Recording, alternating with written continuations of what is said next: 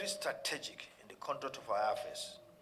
We will be guided by the laws and rules of legislative business, including precedents where it does not conflict with any known rule, while also being innovative where we can. The committee will strongly consult and engage critical stakeholders in a way that will ensure that bills passed by the National Assembly will be approved by the houses of our Assembly and assented to by Mr. President. I believe that we have learned something in the last dispensation, that is in the 9th Assembly.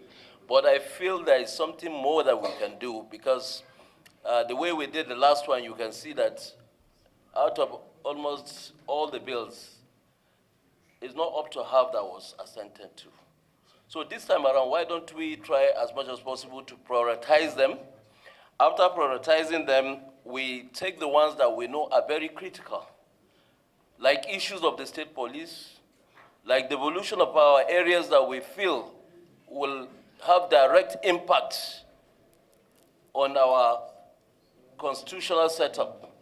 One critical area which I would like this particular committee to address is the question of time. We always waste so much time until the end of the session. And by the time we now compile everything and take to Mr. President for assent, it's too late.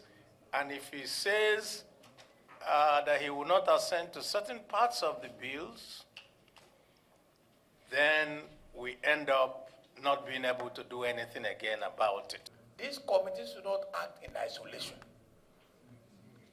The leadership of this committee, we are both the executive, the legislature, and judiciary, we are working together for the progress of the country.